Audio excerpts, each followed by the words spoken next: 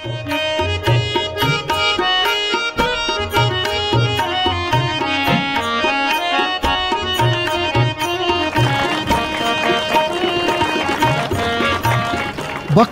মহাকায়া সূর্যকোটি সমাপ্রভ নির্বিঘ্নম কুরুমদেব সর্বকার্যেষু সর্বদা। এই ইচ্ছা এবং আকাঙ্ক্ষা নিয়ে কৃষি চৌপাল উঠেছে আপনাদের কাছে দ্বারভাঙার জাতীয় মাখানা গবেষণা কেন্দ্রে।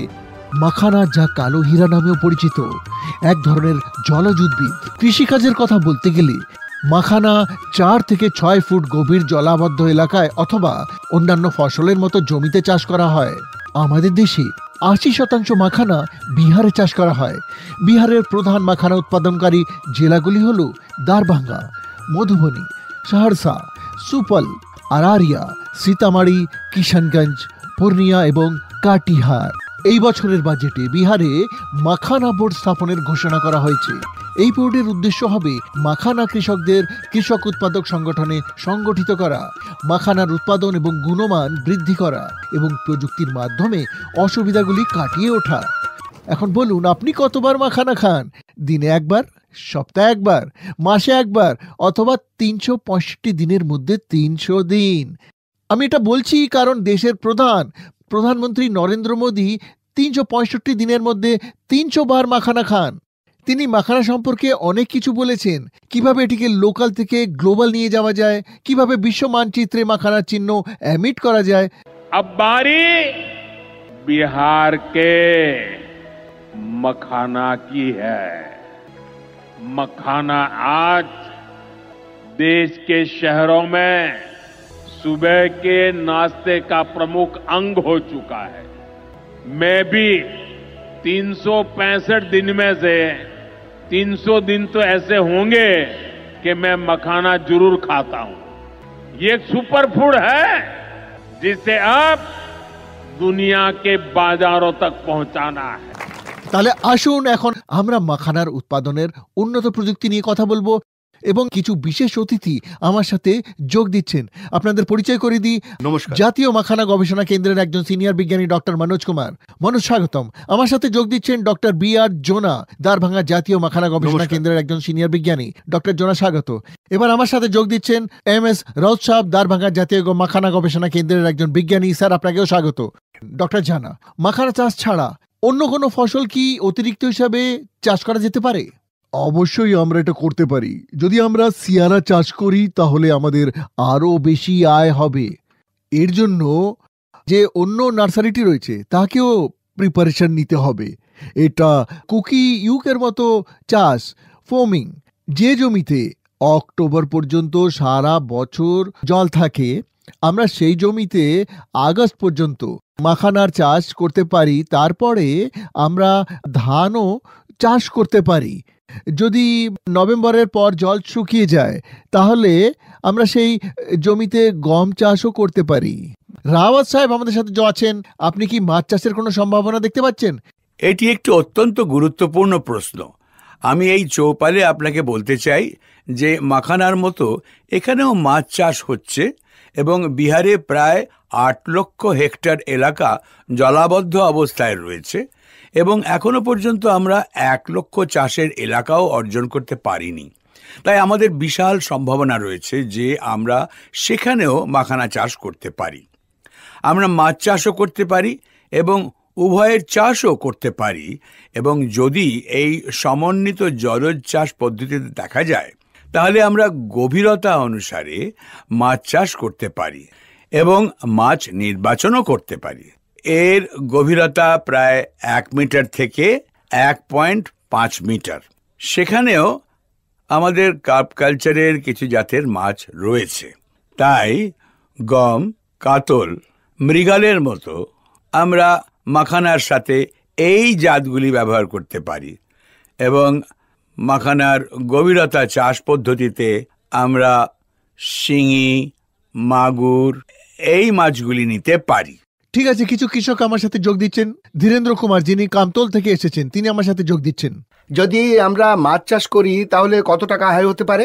দেখুন, আমরা যদি মাখানার সাথে মাছ চাষ করি তাহলে আমরা দ্বিগুণ আয় করতে পারি এবং এমন অনেক কৃষক আছেন যারা মাখানার সাথে মাছ চাষের সাথেও জড়িত।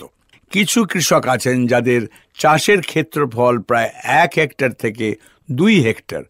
তারা মাখানা এবং মাছ চাষ উভয়ই করেন এবং তারা উভয়ের সুবিধা গ্রহণ করেন। শীতকালে মাখানার বীজও উৎপাদন হবে এবং মাছও সংগ্রহ করা হবে। তাই এইভাবে আমরা একই জলসম্পদ থেকে একই জাতীয় সম্পদ ব্যবহার করে উভয় জিনিসই পাই, তাই দ্বিগুণ লাভ পাওয়া যায়। ডক্টর মনোজ আমার সাথে আছেন। ডক্টর মনোজ, আমরা মাখানা দিয়ে কথা বলছি এবং এর উন্নয়ন ও সম্প্রসারণের উপর জোরও দিচ্ছি, কিন্তু যদি আমরা এর সম্প্রসারণের দিকে তাকাই, যদি আমরা এর এক্সটেনশন গুলোকে দেখি, যদি এর বৃদ্ধিগুলোকে আমরা দেখি, তাহলে মাখানা ইন্ডাস্ট্রিতে আপনি কত বড় সম্প্রসারণ দেখতে পাচ্ছেন? দেখুন, সারা বিশ্বে মাখানার পুষ্টিকর ও ঔষধি গুণাবলী সম্পর্কে সচেতনতা বৃদ্ধি পাওয়ার সাথে সাথে বিশ্বব্যাপী মাখানার চাহিদা দ্রুত বৃদ্ধি পাচ্ছে এবং সেই সাথে মাখানারও দাম বৃদ্ধি পাচ্ছে। তাই বিশ্বস্তরে মাখানার ক্রমবর্ধন চাহিদা এবং এর উচ্চ মূল্য আমাদের কৃষকদের সামনে আগামী দিনে মাখানার ভবিষ্যৎ কী হবে তা দেখার জন্য একটি সুবর্ণ সুযোগ করে দিয়েছে। গত 5 বছরের দিকে তাকালে দেখতে পাবেন যে অনেক পরিবর্তন এসেছে। মাখানা চাষ 15,000 হেক্টর বা 13,000 হেক্টরে বিস্তৃত হয়েছে। যেখানে আগে মাখানা চাষ করা হতো, আজ 35,000 হেক্টরেরও বেশি জমিতে মাখানা চাষ করা হচ্ছে।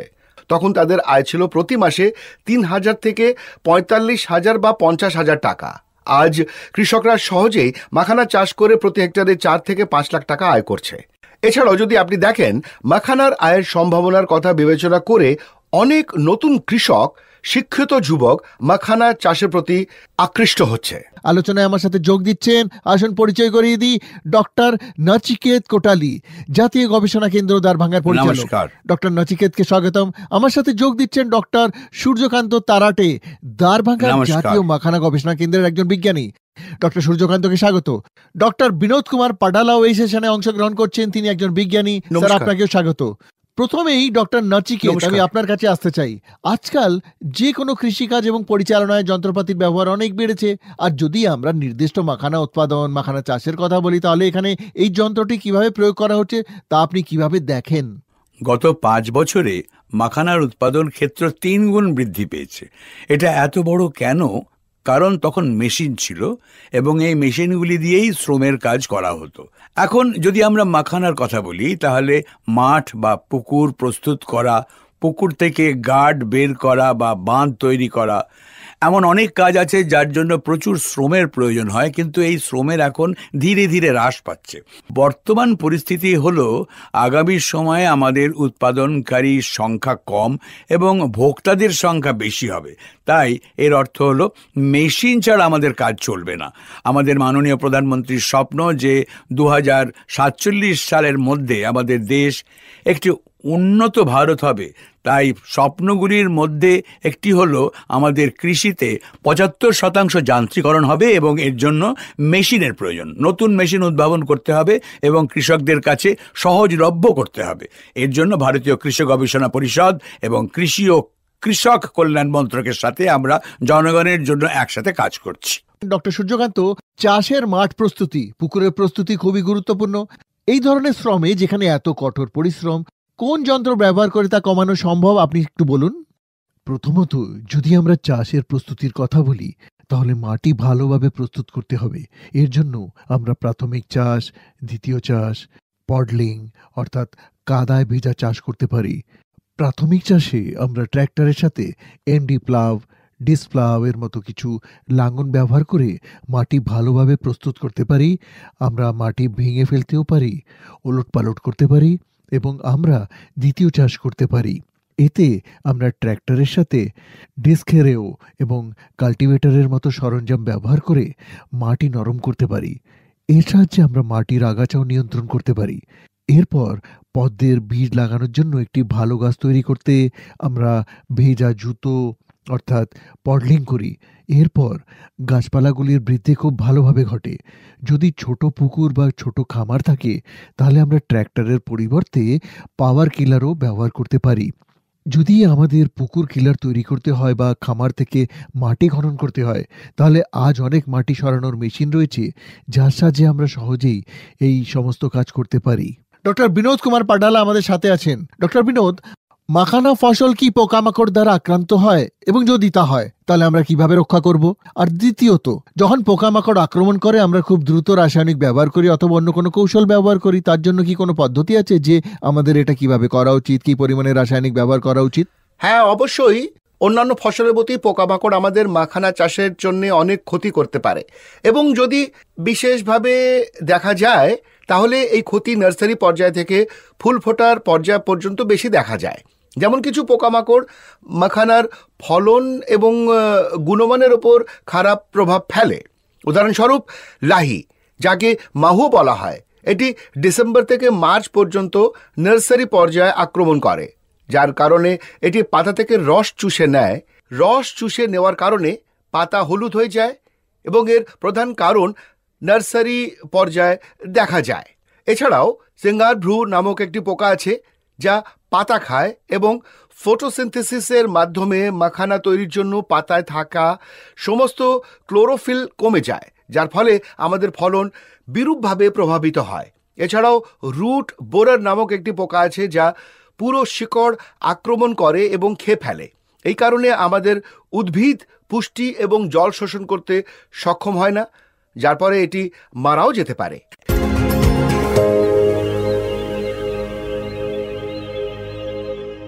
কৃষি চৌপালে স্বাগত। আমরা মাখানার মূল্য সংযোজন পণ্য সম্পর্কে কথা বলবো। আপনাদের পরিচয় করিয়ে দিই, ডক্টর রাজেশ কুমার মিশ্র, ইনি একজন প্রধান বিজ্ঞানী। ডক্টর রাজেশকে স্বাগতম। আমার সাথে যোগ দিচ্ছেন বিজ্ঞানী ইঞ্জিনিয়ার রাহুল কুমার রাওয়াত। মনীষ আনন্দ আমার সাথে যোগ দিচ্ছেন। মনীষ বলবেন কিভাবে তিনি এই উদ্যোগ শুরু করেছিলেন এবং এখন কোথায় দাঁড়িয়ে আছেন। মনীষ, স্বাগতম। প্রেম শঙ্কর মিশ্র আমার সাথে যোগ দিচ্ছেন, উনি মধুবনী থেকে এসেছেন। প্রেমজি, স্বাগতম। তো ডক্টর রাজেশ, প্রথমে বলুন মাখানার মূল্য সংযোজন কি? যদি আমরা মাখানা পালিশ করি এবং এটি আরো সাদা রঙের দেখতে লাগে, তাহলে এর মূল্য প্রায় 10% বৃদ্ধি পায় এবং আমরা এর জন্য আরো বেশি মূল্য পেতে পারি। দ্বিতীয়ত, এটিকে বিভিন্ন 8 রকম আকারে গ্রেড করা, যেমন আমরা জানি 4 সুতা প্লাস, 5 সুতা প্লাস, 6 সুতা প্লাস, এর বিভিন্ন দাম রয়েছে, কারণ এটি দেখতে ভালো এবং এর মানের মধ্যে কোনো পার্থক্য নেই। তাই যে গ্রাহক অর্থ প্রদান করতে পারেন তিনি এর জন্য আরো বেশি মূল্য দিতে প্রস্তুত। তাহলে শুধুমাত্র গ্রেডিং করেই আমরা এটিকে কমপক্ষে 600 টাকা করে দিতে পেরেছি। রপ্তানি বাজারে এর দাম আনুমানিক প্রতি কেজি 2200 থেকে 2300 টাকা, যা সেখান থেকে রপ্তানি করা হচ্ছে। খুচরা বিক্রির ক্ষেত্রে এটি একটি ভিন্ন বিষয়, তাই এটি দ্বিতীয় দিক। এবং তৃতীয় দিকটি হলো, যদি আমরা এটিকে একটি পণ্য আকারে আনি, এতে আরো মশলা যোগ করি, কিছু তেল যোগ করি, প্যাক করি, এবং যখন এটি ভোক্তার কাছে পৌঁছয় তখন এটি একটি নতুন ধরনের পণ্য। তাই বাজারে প্রচুর পরিমাণে এই জাতীয় পণ্য পাওয়া যায়।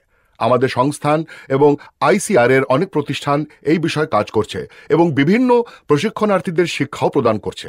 রাহুলজি আমার সাথে আছেন। তাহলে রাহুলজি, মাখানা থেকে ডিজাইনার ফুডের সুযোগ কি এবং কি কি করা যেতে পারে? প্রথমত, এতে প্রচুর পরিমাণে প্রোটিন রয়েছে। যেমন মাখানা লাভায় প্রায় 9.7% প্রোটিন থাকে, তাই এটি আমাদের প্রতিদিনের প্রোটিন গ্রহণের পূরণ করতে পারে। এর সাথে আরেকটি মানদণ্ড আছে যাকে আমরা গ্লাইসেমিক ইন্ডেক্স বলি। কোনো পণ্যে এটি যত কম হবে আমরা ডায়াবেটিস রোগীদের এটি সুপারিশ করতে পারি। তাই মাখানা ডায়াবেটিস রোগীদের জন্য একটি ভালো খাবার এবং এতে উচ্চ ফাইবারের পরিমাণও রয়েছে। তাই যাদের কোষ্ঠকাঠিন্যের সমস্যা আছে তাদের আমরা এই খাবারটি সুপারিশ করতে পারি। তাহলে এখানে কিছু স্বাস্থ্য উপকারিতা দেওয়া হলো, যার জন্য আমাদের মাখানা ব্যবহার করা উচিত। মনীষ আনন্দ আমার সাথে আছেন। মনীষজি, যদি আমরা গত 5 বছরের কথা বলি তাহলে ট্র্যাক রেকর্ড কি বলে? এই ইন্ডাস্ট্রি কতটা সুপ্রতিষ্ঠিত হয়েছে? আগে এটি একটি উপোসের খাবার ছিল অথবা মাঝে মাঝে খাওয়া হতো, এখন এটি স্টেবল হয়ে উঠেছে। অর্থাৎ এখন যদি আপনি দেখেন তাহলে আপনি অবশ্যই আয়ের ঊর্ধ্ব থাকা প্রায় সকল পরিবার মাখানার প্যাকেট পাবেন। তাই এটি হলো গ্রোথ, কারণ এটি স্টেবল হয়ে উঠেছে। এই মরশুমে মাখানার চাহিদা কমে যেত, কারণ আমরা একে শীতকালীন মাওয়া বলতাম। এখন এটি বছরে 365 দিন খাওয়া হয়। যখন আমরা বলেছিলাম যে প্রধানমন্ত্রী মোদিজি বলেছেন যে আমরা 365 দিনের মধ্যে 300 দিনই এটা খাই, তার মানে এর গ্রোথ হয়েছে। এটি দুটি উপায় নেওয়া যেতে পারে। একটি ব্যাকওয়ার্ড লিঙ্কেজ বলা হয়, যেখানে আমরা বলি কৃষিকাজ থেকে ফহরি, এবং তারপরে আমরা কিভাবে লাভা বা থুরি তৈরি পণ্য বাজারে নিয়ে যাই সেই সম্পর্কে কথা বলবো। তাই যদি আমি গত 5 বছরের ব্যাকওয়ার্ড লিঙ্কেজের বৃদ্ধির কথা বলি তাহলে এটি 2.5 গুণ বেশি। যেমন প্রফেসর সাহেব বলেছেন, এলাকার দাম 15,000 টাকা থেকে 35,000 টাকা হয়েছে, তাই বাজারে চাহিদা 400% বৃদ্ধি পেতে পারে। তাই চাহিদা এবং সরবরাহের ব্যবধানের কারণে দাম বেশি হয়। আশা করি আপনারা বুঝতে পারছেন যে এই মূল্য বৃদ্ধির কারণ কি। আমাদের সাথে একজন কৃষক যোগ দিচ্ছেন, কপিল দেবজি মধুবনী থেকে এসেছেন। কপিল দেবজি, আপনি প্রশ্ন করুন। একজন উদ্যোক্তা মূল্য সংযোজন করে লাভ অর্জন করতে পারেন, কিন্তু এর জন্য সঠিক প্রশিক্ষণ কোথায়? এই 4 জনের আমাদের পথ দেখানো উচিত। আমাদের জাতীয় গবেষণা মাখানা গবেষণা কেন্দ্রে আসতে পারে, যা দারভাঙ্গায় অবস্থিত, অথবা আইআর কৃষি বিজ্ঞান কেন্দ্রে আসতে পারেন, এবং সেখানে অনেক কর্মসংস্থানকারী উদ্যোক্তারা কৃষকদের প্রশিক্ষণ প্রদান করেন। তাই কৃষকরাও তাদের সাথে যোগ দিতে পারেন এবং নতুন পণ্য সম্পর্কে প্রশিক্ষণ এবং তথ্য পেতে পারেন, এবং তারা আমাদের কাছেও আসতে পারেন। রাহুলজি আমার সাথে আলোচনা করছেন। তাই রাহুলজি, নিরাপদ মূল্য সংযোজন পণ্য বিক্রি করাও একটা বড় কাজ স্যার, এটা কিভাবে করা যায় একটু বলুন। শুধু মাখানা নয়, যখন কোনো খাদ্যদ্রব্য থাকে তখন আমাদের মনে রাখা উচিত যে এর গুণমান এবং এর সজীবন মানে হলো এর গুণমান দীর্ঘ সময়ের জন্য বজায় রাখা। এর জন্য এর সঠিক সংরক্ষণ প্রয়োজন। আমরা যেখানে এটি সংরক্ষণ করছি সেই জায়গাটি পরিষ্কার হওয়া উচিত। ইঁদুর বা কোনো রকম পোকামাকড় ইত্যাদির মতো কোনো কিছু দূষণ থাকা উচিত নয়। এটি একটি স্বাস্থ্যকর জায়গা হওয়া উচিত, কারণ খাদ্যদ্রব্যগুলি আর্দ্রতার কারণে ক্ষতিগ্রস্ত হয়। তাই মাখানার ক্ষেত্রে মাখানায় আর্দ্রতা কম থাকে। তাই আমাদের এটিও নিশ্চিত করা উচিত যে এটি সংরক্ষণের সময় বাইরে থেকে যেন আর্দ্রতা ভিজিয়ে না রাখে, যার কারণে এটি মুচমুচে থাকে না, এটি নরম হয়ে যায়। তাই আমরা ভালো প্যাকেজিং ব্যবহার করতে পারি, আমরা এয়ারটাইট প্যাকেজ ব্যবহার করতে পারি, আমরা ভ্যাকুয়াম প্যাকিংয়ে করতে পারি, যাতে এর সজীবনও বজায় থাকে এবং এর সতেজতা বজায় থাকে। সেই সাথে ভ্যালু অ্যাডেড পণ্যগুলি এক্সপায়ারি ডেট থাকে, যে কোনো পণ্য তার এক্সপায়ারি ডেটের মধ্যেই আমাদের ব্যবহার করা উচিত।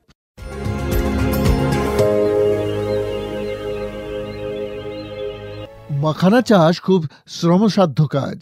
প্রথমে বীজগুলিকে জলাশয়ে রাখা হয়, তারপর প্রায় 8 থেকে 9 মাস পর যখন গাছে ফল ধরে তখন কচুরিপানার মতো ঝোপ থেকে বীজ বের করা হয়। এরপর শুকানো, ভাজা এবং খোসা ছাড়ানোর প্রক্রিয়াটি ঘটে। এত কঠোর পরিশ্রমের পর মুচমুচি এবং পুষ্টিগুণে ভরপুর মাখানা প্রস্তুত হয়। এখন মাখানা প্রক্রিয়াকরণ ইউনিটও তৈরি হতে শুরু করেছে, যা বিহারের যুবকদের কর্মসংস্থানের সুযোগ করে দিচ্ছে। বিহারের দারভাঙ্গা, সমষ্টিপুর, সহরসা, আরারিয়া, কাটিহার, মধুবনী, সুপল, পূর্ণিয়া, মুজাফফরপুর এবং কিষানগঞ্জের মতো জেলাগুলিতে মাখানা বাজারগুলি উল্লেখযোগ্যভাবে বিকাশ করছে। অন্যদিকে বিহারের মাখানা দিল্লি, মুম্বাই, বেঙ্গালুরু সহ অনেক বড় বড় শহরে তার চাপ ফেলছে। ফক্সপেট নামে বিদেশেও এর চাহিদা দ্রুত বৃদ্ধি পাচ্ছে।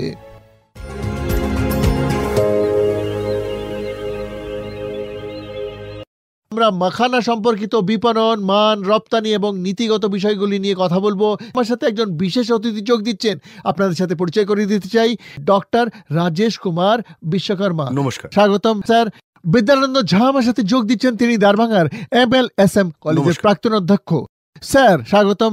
রাজীব রঞ্জন ঝা আমার সাথে যোগ দিচ্ছেন, তিনি একজন উদ্যোক্তা। নমস্কার স্যার, আমাদের প্রোগ্রামে স্বাগতম। প্রথমে ডক্টর রাজেশ, আমি আপনার কাছে জানতে চাই ভারতে মাখানা মানের মানদণ্ড কি, এই ব্যাপারে একটু আলোকপাত করুন। এটি 1995 সালের আগে শুরু হয়েছিল, যখন ব্যুরো অফ ইন্ডিয়ান স্ট্যান্ডার্ডস মাখানার জন্য মান নির্ধারণ করেছিল, যার মধ্যে প্রধান প্যারামিটার ছিল কতটা আর্দ্রতা থাকা উচিত, এর আকার কি হওয়া উচিত এবং এর মূল্য সংযোজন পণ্যগুলিতে কতটা তেল থাকা উচিত, কত মশলা যোগ করা যেতে পারে, মশলা যোগ করার পরে কখন ভাজা হয়, এটি কি ধরনের প্যাকেজিং হওয়া উচিত এবং এর নাম কি ছিল, এইগুলি সেই সময় সংজ্ঞায়িত করা হয়েছিল। তারপর থেকে এটি কখনো পরিবর্তন করা হয়নি এবং ব্যুরো অফ ইন্ডিয়ান স্ট্যান্ডার্ডসের মান আপনি এটি বাস্তবায়ন করতে চান কিনা তা আপনার উপর নির্ভর করে। তবে 2023 সালে এটি ভারতের খাদ্য সুরক্ষা মানদণ্ড FSSAI তে চলে গেছে। তাই FSSAI এসেছিল ভারতে আমাদের বাজারে বিক্রি হওয়া সমস্ত খাদ্য পণ্যের জন্য FCI এর লাইসেন্স নেওয়া বাধ্যতামূলক। তাই লাইসেন্স নেওয়ার পাশাপাশি তাদের মানও বজায় রাখা উচিত, এটা খুব একটা কড়া নির্দেশ রয়েছে। আমাদের সাথে যোগ দিচ্ছেন একজন কৃষক সৌরভ ভূষণ লাহারিয়া সারাই থেকে এসেছেন। সৌরভ, আপনার প্রশ্ন জিজ্ঞাসা করুন। মাখানার মান পরীক্ষা করার সুযোগ সুবিধা কোথায় কোথায় পাওয়া যায়? দেখুন, এই মুহূর্তে প্রথম টেস্টিং ল্যাবরেটরিটি আপনার ভাগলপুরে বিহার কৃষি বিশ্ববিদ্যালয়ে পাওয়া যাচ্ছে, কিন্তু এটি এখনো সম্পূর্ণরূপে কার্যকরী নয়। অথবা যদি আপনার এই অন্যান্য পণ্যগুলি পরীক্ষা করার প্রয়োজন হয়, তাহলে এটি যে কোনো এমএলএ বা রেফ্রিজারেটেড ল্যাবে পাওয়া যেতে পারে। বড় বড় শহরে অনেক ল্যাব আছে, যদি আপনি সেখানে পাঠান তাহলে তার মান অনুযায়ী এটি তারা পরীক্ষা করবে। ডক্টর ঝা, আপনার অনেক অভিজ্ঞতা আছে স্যার, আমাকে শুধু গত 10 বছরের কথা বলতে দিন। স্যার, মাখানার মান হোক বা উৎপাদন, এই 10 বছরে আপনি কতটা পরিবর্তন দেখতে পাচ্ছেন? দেখুন, মাখানা স্বাভাবিক রূপ থেকে আমরা বলছি যে এটি গ্লোবালাইজেশন এবং লিগালাইজেশনের যুগ। গ্লোবালাইজেশন বলতে কি বোঝায়? এর মানে হলো যদি কোনো পণ্য, কোনো ব্যক্তি বা কোনো ব্যবস্থার মধ্যে সামান্যতম গুণ থাকে তাহলে আপনি তা বেশি দিন লুকিয়ে রাখতে পারবেন না, এটা গোপন রাখা যাবে না। তাহলে মাখানার সময় এসে গেছে। মাখানা আপনি দেখুন, বিশেষ করে কোভিডের পরে এটি লাইমলাইটে এসছে। কোভিডে অনেক মানুষ মারা গেছে। দেশ যত সমৃদ্ধ ছিল সেখানকার মানুষের রোগ প্রতিরোধ ক্ষমতা কম ছিল। ভারতে তুলনামূলকভাবে কম লোক মারা গেছে। আপনার খাবারটা তখন লাইমলাইটে এসেছিল। মাখানা আমাদের এনার্জি বৃদ্ধি করে। মহেশ্বর ঠাকুর আমার সাথে যোগ দিচ্ছেন, তিনি একজন কৃষক। মহেশ্বরজি, স্বাগতম, আপনার প্রশ্ন জিজ্ঞাসা করুন। ভারত সরকার অনেক ধরনের বোর্ড পরিচালনা করছে, কিন্তু জানা গেছে যে একটি মাখানা বোর্ডও গঠন হতে চলেছে। আমাদের মাখানা কৃষকদের এতে কি লাভ হবে? সরকারও মাখানার সম্প্রসারণের সম্ভাবনা গ্রহণ করেছে এবং সেই কারণেই এই বোর্ড গঠন করা হয়েছে। কিছুদিন আগে কেন্দ্রীয় অর্থমন্ত্রী নির্মলা সীতারামন নিজে দ্বারভাঙে এসেছিলেন। এই এলাকাটি তার আতিথেয়তার জন্য পরিচিত। খুব সুন্দরভাবে তাকে মাখানার মালা বানানো হয়েছিল। এই সবকিছু এবং মাখানা বোর্ডের দাবি অনেক দিন ধরেই ছিল। তাই তিনি এবার বর্ষ 25-26-এর বাজেটে একটি প্রস্তাব করেছিলেন এবং এটি পাশও হয়েছে। যদি এটি গঠিত হয় তাহলে মাখানা বোর্ডের মাধ্যমে যা হবে তা হলো প্রকৃত উৎপাদনের সমস্যার দিকে সরকারের দৃষ্টি আকর্ষণ করা হবে। এটি খুবই গুরুত্বপূর্ণ আর স্বাস্থ্যকর পরিস্থিতি। শিশুরা তাদের পড়াশোনা ছেড়ে সেখানেই থাকে, তাই এটি সমাধান করা হবে এবং আমরা বিশেষভাবে এটির দিকে নজর দিচ্ছি। রাজীব রঞ্জন আমার সাথে আছেন। তাই রাজীবজি, যদি আমরা বাজারের কথা বলি তাহলে যে কোনো কৃষকের বাজারের খুব প্রয়োজন। মাখানার সাথে দেশি এবং বিদেশি বাজারকে আপনি কিভাবে দেখেন? প্রথমত, আমরা যে অঞ্চলে বসে আছি তার নাম মিথিলা, এবং যদি আমরা এটি সম্পর্কে কথা বলি তাহলে মিথিলা নিজেই শীর্ষ ভোক্তা। শারদ পূর্ণিমার দিনে মিথিলায় একদিন ও এক রাতে সবচেয়ে বেশি মাখানা গ্রহণ করা হয়। একে কোজাগর বলা হয়। এরপর বিহার, বাংলা, উত্তরপ্রদেশ সংলগ্ন রাজ্যগুলির কথা বলছি। এরপরে দেখা গেছে যে আমাদের মহানগর শহর মুম্বাই এবং দিল্লিতেও মাখানাকে জল খাবার হিসেবে ব্যবহার করা হচ্ছে। সামনের দিকে এগিয়ে গিয়ে এর সাথে নতুন নতুন রাজ্য যুক্ত হয়েছে। গুজরাট এবং দক্ষিণের কিছু রাজ্যও আগের তুলনায় বেশি মাখানা খাওয়া শুরু করেছে। এখন যদি আমরা আন্তর্জাতিক বাজারের কথা বলি, আন্তর্জাতিক বাজারে সবচেয়ে বেশি ব্যবহার দেখা গেছে তা হলো আমাদের ইউএই, ইউএস সবচেয়ে বেশি ব্যবহার করে। এরপর নতুন যে দেশগুলি এতে যোগ দিচ্ছে, অস্ট্রেলিয়া এবং কানাডা। এইভাবে এটি জাতীয় এবং আন্তর্জাতিক উভয় বাজারেই দেখা যায়। তারা গড়ে 15% হারে বৃদ্ধি পাচ্ছে। আমাদের সাথে বসে আছেন প্রশান্ত আমরিক জি, যিনি ভারত সরকারের আপার কমিশনার। তাহলে প্রশান্ত জি, আপনাকে স্বাগতম। দেখুন, এখানে 2025 সালের বাজেট অধিবেশনে ঘোষণা করা হয়েছিল যে মাখানা বোর্ড প্রতিষ্ঠা করা হবে। তাই এরপরে এই যে কৃষি চৌপালের আলোচনা খুবই গুরুত্বপূর্ণ। এই নীতিগত সিদ্ধান্ত গ্রহণের ক্ষেত্রে কৃষক এবং বিজ্ঞানীদের মধ্যে অনুষ্ঠিত আলোচনার মাধ্যমেও নীতিগত সিদ্ধান্ত নেওয়া হবে। দ্বিতীয়ত, আমি আপনাদের বলতে চাই যে জলবায়ু পরিবর্তনের কথা মাথায় রেখে মাখানার উৎপাদনশীলতা বৃদ্ধির জন্য প্রযুক্তিগত ইন্টারভেনশনের প্রয়োজন।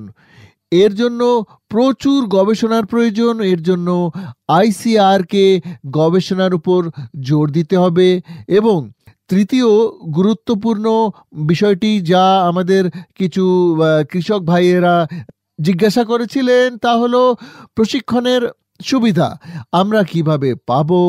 ভারত সরকারের সমস্ত পরিকল্পনা এমন যে কৃষকদের উৎপাদনশীলতা কিভাবে বাড়ানো যায় এবং তাদের আয় কিভাবে বাড়ানো যায় তা নিয়ে প্রচুর আলোচনা চলছে এবং কৃষক কল্যাণের জন্য আমাদের সমস্ত কর্মসূচি এর উপর ভিত্তি করে।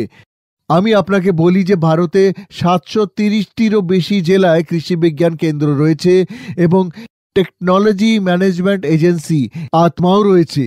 আত্মার কার্যক্রমের দিকে তাকালে দেখা যায় যে তাকে প্রশিক্ষণ, ডেমনস্ট্রেশন, ফার্মার সায়েন্টিস্ট ইন্টারাকশন এবং এক জেলা থেকে অন্য জেলা এবং এক রাজ্য থেকে অন্য রাজ্যে কৃষকদের এক্সপোজার ভিজিটেরও ব্যবস্থা রয়েছে। ডক্টর রাজেশও আমাদের সঙ্গে আছেন। ডক্টর রাজেশ, যখন আমরা মাখানার কথা বলি তখন কি এটা খাওয়ার জন্য জিআই ট্যাগের মতো কোনো ব্যবস্থা আছে? মাখানাকে জিআই ট্যাগ দেওয়া হয়েছে এবং এর নাম মিথিলা মাখানা। এর মানে হলো যদি মাখানা মিথিলা অঞ্চলে উৎপাদিত বা চাষ করা হয় তখন এখান থেকে লাভা তৈরি হয়। তাহলে এর জন্য একটি সার্টিফিকেশন আছে যা বিহার কৃষি বিশ্ববিদ্যালয় থেকে পাওয়া যায়। যদি আপনি এতে যোগ দেন তাহলে এটাই হবে আপনার পরিচয়। যদি আপনি এটি আমেরিকায় বিক্রি করেন তাহলে লেখা থাকবে যে এটি মিথিলা মাখানা এবং মিথিলা অঞ্চল থেকে এসেছে। এরপর আপনার পরিচয় সেখানে পৌঁছে যাবে। বিদ্যানন্দ ঝা, আসলে আমরা এটাকে একটা সুপারফুড বলি। আমরা এটাকে সুপারফুড কেন বলছি? আর বিশ্ব মানচিত্রের মানুষদের পাশাপাশি বিদেশের মানুষও কি এটাকে সুপারফুড হিসাবে গ্রহণ করছে, না শুধু আমরাই এটাকে তাই বলছি? অবশ্যই এটি একটি সুপারফুড এবং আমরা একা নয় যারা এটা বলে। আমাদের শুধু একা বলার দরকার নেই, পুরো বিশ্ব এই সত্যটি মেনে নিচ্ছে যে এতে প্রোটিন প্রায় 10% এবং সবাই এটা বলেছে। কিন্তু পরিমাণ খুব বেশি নয়, কিন্তু এর গুণমান যেমন আমি বলি আমরা ভারতের সাথে ডাল মিশিয়ে খাই, আমরা এর সাথে সবজি মিশিয়ে খাই। আমরা কেবল ভাত খেয়ে বাঁচতে পারি না, কেবল ডাল খেয়ে বাঁচতে পারি না, আমাদের এর সাথে মিশিয়ে খেতে হয়। সুষম খাদ্যের জন্য অন্যান্য জিনিসও প্রয়োজনীয়, আমাদের অনেক কিছু খেতে হয়। ঠিক যেমন আমাদের ঘর ইট দিয়ে তৈরি, এইভাবে প্রোটিন অ্যামিনো অ্যাসিড দিয়ে তৈরি যা আমাদের শরীরে তৈরি হয় না। তাই যে কোনো খাদ্যের মূল্য এতে উপস্থিত পরিমাণের উপর নির্ভর করে। তাই পদ্মের বীজে অ্যামিনো অ্যাসিডের অনুপাত প্রায় 90, যা এটিকে মাছ, মাংস এবং ডিমের সমতুল্য করে তোলে। প্রোটিনের মানের দিক থেকে এটি প্রায় ফ্যাটলেস, প্রায় 0.1% থেকে 0.2%। ডায়াবেটিস রোগীরা কি এটা খেতে পারেন? ডায়াবেটিসের জন্য অ্যান্টি ডায়াবেটিক কম্পাউন্ড সম্প্রতি HbSE হাইড্রক্সি বৈতরণিক অ্যাসিড বেটার দাম চিহ্নিত করা হয়েছে। এটি ডায়াবেটিসে এবং হৃদরোগে উপকারী। আমরা সয়াবিনের মতোই একে নিউট্রিসিউটিক্যাল বলি। শুধুমাত্র নিউট্রিসিউটিক্যাল বলতে বোঝায় এটি একটি খাদ্য বা ঔষধ। এমনকি এর বীজকোট, যেখানে আপনি অনেক প্রয়োজনীয় ফ্যাটি অ্যাসিড পাবেন, যেখানে অ্যামিনো অ্যাসিড যা আমাদের জন্য অপরিহার্য, ফ্যাটি অ্যাসিডও আমাদের জন্য অপরিহার্য। যেমন ফ্যাটি অ্যাসিড আমাদের শরীরে উৎপাদিত হয় না, তার সিড কোটে রয়েছে। এর গবেষণার অনেক ডাইমেনশন খুলছে। এই অনুষ্ঠানটি নিয়ে একসাথে আলোচনা করার জন্য আপনাদের সকলকে অনেক ধন্যবাদ। আমি সবসময় এটাই বিশ্বাস করি, নিজের খুব যত্ন নিন এবং যদি আপনি ইউটিউবে অনুষ্ঠানটি দেখছেন তবে এই লিঙ্কটি যতটা সম্ভব অন্যান্যদের সাথে শেয়ার করুন, কারণ এটি আপনার সুবিধার জন্য এবং আমরা আপনাদের শুভাকাঙ্ক্ষী। নমস্কার।